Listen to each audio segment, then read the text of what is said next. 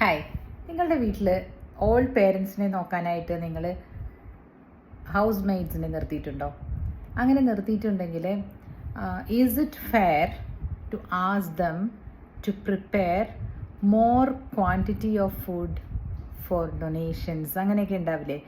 അതൊക്കെ അവരെ കൊണ്ട് ചെയ്യിക്കുന്നത് ശരിയാണോ? ബിക്കോസ് ഒരു സാലറി കൊടുത്തിട്ട് നമ്മൾ ഒരു അമ്മയെ നോക്കാൻ അല്ലെങ്കിൽ അച്ഛനെ നോക്കാൻ ഇതാണ് നിങ്ങളുടെ ജോലി എന്ന് പറഞ്ഞ് കൊണ്ടുവന്നിട്ടുണ്ടാകും. ആ സമയത്ത് ഇവർക്ക് കുറേ ലെഷർ ടൈം ഉണ്ടെന്ന് പറഞ്ഞിട്ട് നമ്മൾ ഈ ചാരിറ്റിക്ക് വേണ്ടിയിട്ടൊക്കെ പൊതിച്ചോറ് അങ്ങനെയൊക്കെ കൊടുക്കത്തില്ലേ?